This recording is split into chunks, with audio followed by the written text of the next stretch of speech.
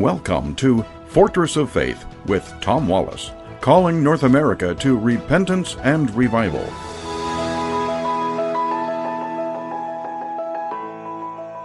Welcome back once again to the Corner of Truth and Courage. You're listening to Fortress of Faith. Hey folks, we hope that you can join us on a Bible Land tour. Now this tour is going to the beautiful country of Turkey. This was known as parts of Macedonia and so on there, in the days of our Bible, and where the Apostle Paul ministered and started churches. And he was in these places, these locations, before he went further into Greece and to other areas there. But not only was the Apostle Paul there, but the Apostle John was there. We're going to be visiting the 7 churches of Revelation.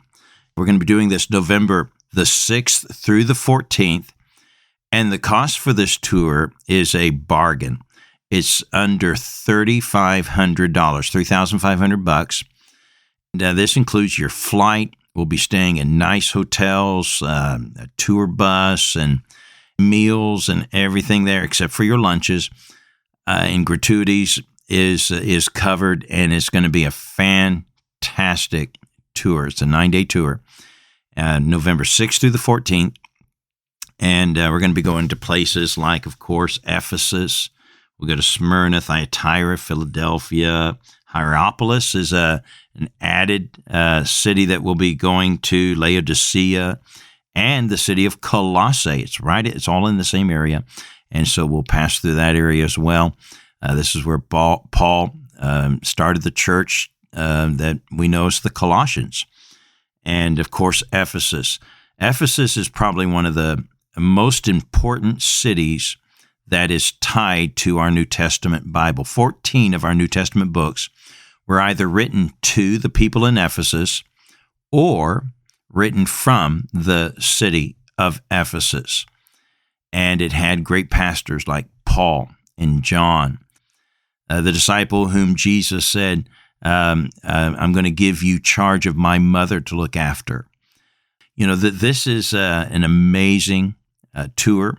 I hope you can join us. You can get information at our website, fortressoffaith.com.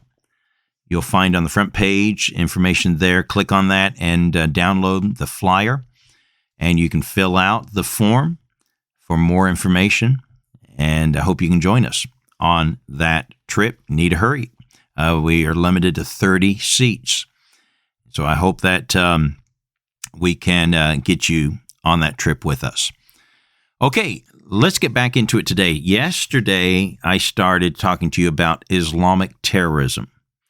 I believe God is raising up an enemy to bring judgment on our nation for our sins. If you missed yesterday's broadcast, you can always re-listen to other episodes via our website, fortressoffaith.com. We're also on YouTube, and there are other things on YouTube as well. I left it with you yesterday, left you hanging, and I hated to do that, honestly, because, it's kind of unfair to kind of give you a cliffhanger just right at the end. But I didn't have time to really finish this. But I left you with a question. What do you think is the most dangerous Islamic terrorist organization? Is it Al-Qaeda? Is it ISIS, Hezbollah, Hamas, Mujahideen, Boko Haram? We could go on. I didn't actually mention it.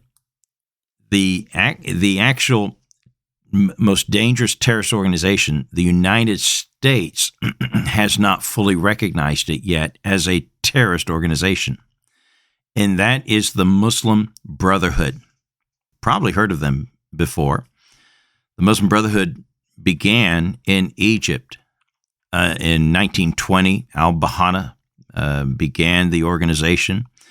The Ottoman Empire came to a close, who were the moderates, who were the reformers of Islam. They controlled the Islamic world for 600 years, took away the sword and kind of just taught the peaceful, gentle passages and twisted the religion to something peaceful instead of how Muhammad made it. Gave the opportunity for the fundamentalists to return the Islamic world back to its true face. And so you had three main movements. In Saudi Arabia, you had the Wahhabis, and they've been mainly pushed out by the crown prince today. Then you had in Egypt, you had the Muslim Brotherhood, the MB. And in Iran, you had the Shiites. Why do I say that the Muslim Brotherhood is the most dangerous? I say that because I believe they are the cleverest of the groups. They do not attack you overtly. They are a covert operation. They can be classified technically as a political party. So they don't all wear combat gear. They put on suits and they act like diplomats and bankers and school teachers.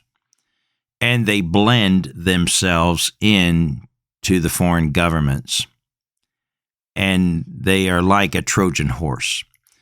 Islam is like a magician, the terrorism. You know how a magician will perform a trick. He will throw your attention looking, his hand will move over one way and he's wanting you to look over here to his left hand, making you think something fantastic is going to happen there. But while you're watching his left hand, his right hand is actually doing something that is performing the illusion.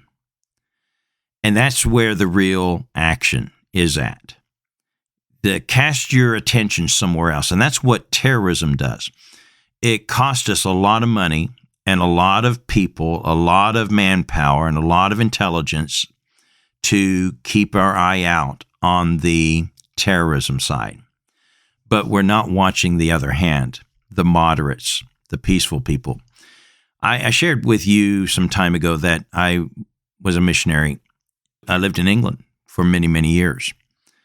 And the city I lived in became the headquarters of all the Sharia law courts.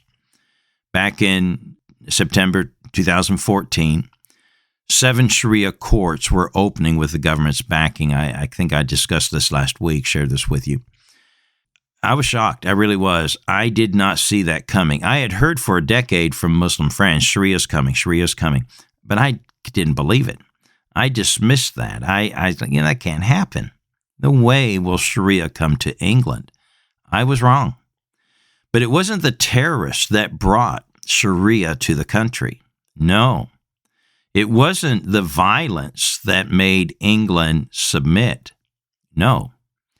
It was the men in suits, the Muslims that lived so-called peacefully with us, but always left behind the agitation and the threats that, listen, if you don't give us what we want, there's so many of us here.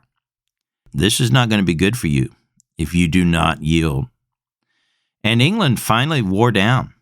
They did. And because so many Muslims are now living there and in the rest of Europe, the British people decided to capitulate and appease and said to a foreign national group that lives with them, although you live in our country as our guest, we are not going to require you to live by our laws. You can live by your own.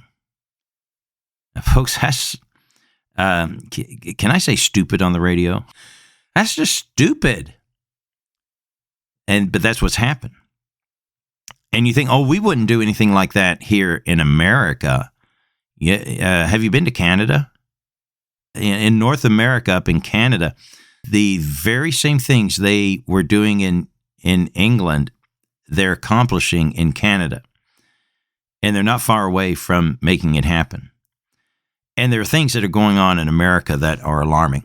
The Muslim Brotherhood have front groups operating here in America.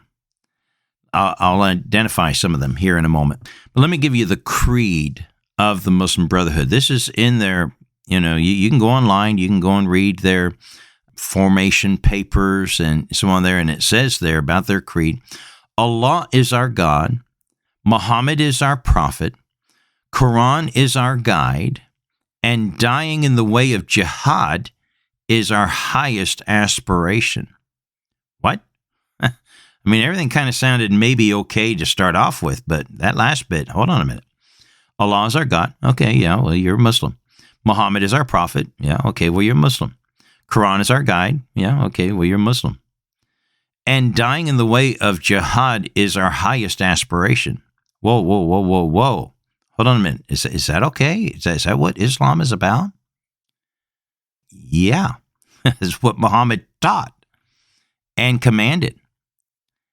So what are these friend groups? We'll have to go quick here. There's so much to share, so we'll get into it, more of this tomorrow. The Muslim Brotherhood, again, was formed in the 1920s, 1928 actually, in Hassan al-Banna in Egypt. And the first group to come over out of that group, by the way, they formed in the 1980s Hamas. Hamas is their militant wing, and their whole purpose of existence is the destruction of Israel. Okay?